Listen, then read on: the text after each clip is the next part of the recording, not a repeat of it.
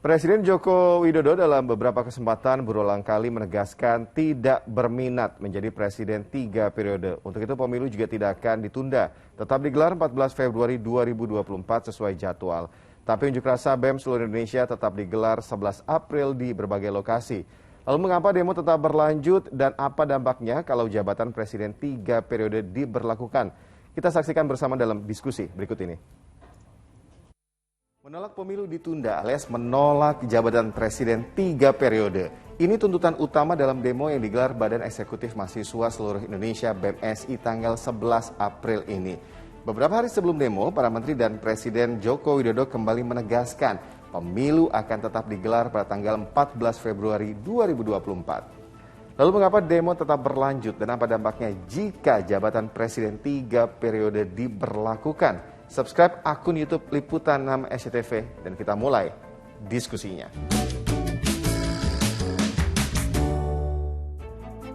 Presiden dipilih 3 periode itu ada 3 menurut saya. 1, ingin menampar muka saya. Ya. Yang kedua, ingin cari muka. Padahal saya sudah punya muka. Yang ketiga, ingin menjerumuskan. Jangan sampai ada lagi yang menyuarakan lagi mengenai urusan penundaan, urusan perpanjangan. Tidak.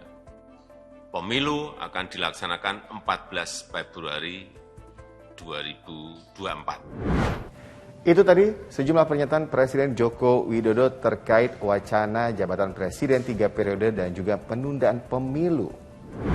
Presiden Jokowi sudah berulang kali memberikan pernyataan, tapi mahasiswa yang tergabung dalam BMSI memutuskan tetap menggelar demonstrasi 11 April.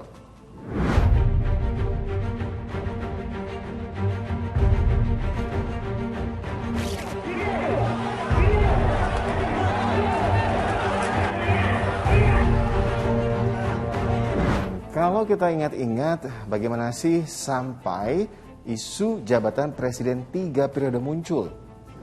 Adalah Ketua Umum Partai Kebangkitan Bangsa Muhaimin Iskandar yang kembali menyuarakan wacana ini pada bulan Februari lalu. Alasannya, perbaikan ekonomi pasca pandemi COVID-19. Kemudian, sejumlah ketua umum partai politik lainnya pun ikut mendukung. Sebulan kemudian, Menko Luhut Binsar Panjaitan mengklaim memiliki big data 110 juta warganet yang meminta pemilu untuk ditunda. Pro kontra taplak terjadi, masyarakat pun ikut menilai. Kalau saya sih melihatnya kayaknya jadi masalah ya, karena dari undang-undangnya sendiri udah mengharuskan 1 periode 5 tahun dan 1 orang tuh cuma boleh 2 periode gitu.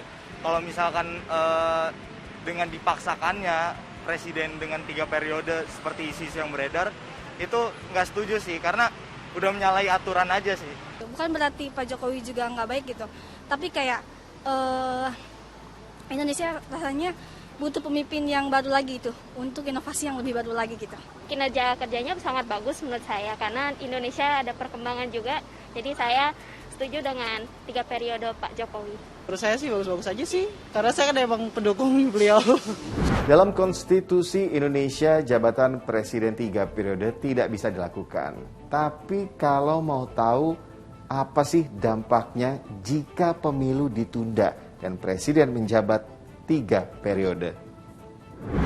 Yang pertama akan ada ketidakpastian politik bahwa amandemen konstitusi seakan-akan bisa dilakukan oleh siapapun, oleh rezim yang berkuasa, dan ini akan menyebabkan ketidakpastian politik. Ketidakpastian politik biasanya akan menyebabkan ketidakpastian ekonomi juga. Jadi kalau alasan dari Bahlil misalnya mengatakan investor atau pengusaha menginginkan ada kepastian yang lebih lama, sebetulnya pembatasan kekuasaan 2 periode masing-masing hanya 5 tahun itu adalah upaya dari konstitusi untuk menjamin keberlangsungan atau kestabilan politik sehingga pelaku ekonomi mendapatkan kepastian.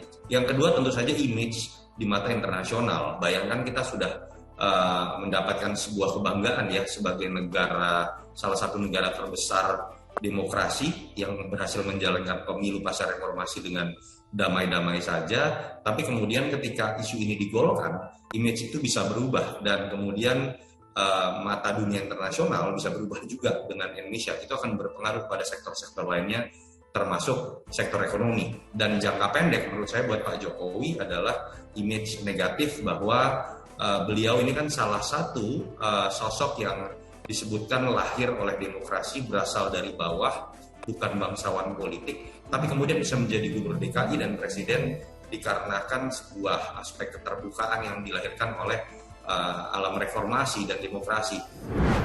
Nah, udah jelas ya, itu dia tadi dampaknya ketidakstabilan politik dan juga ketidakstabilan ekonomi. Lagian juga Presiden Joko Widodo udah bilang pasti kok pemilu akan digelar 14 Februari 2024. Tapi kalau kita lihat dari semua tokoh yang menguat dalam berbagai survei pemilu, kira-kira siapa ya yang paling layak menggantikan Presiden Jokowi nantinya? Kita tunggu jawabannya. Makasih udah diskusi.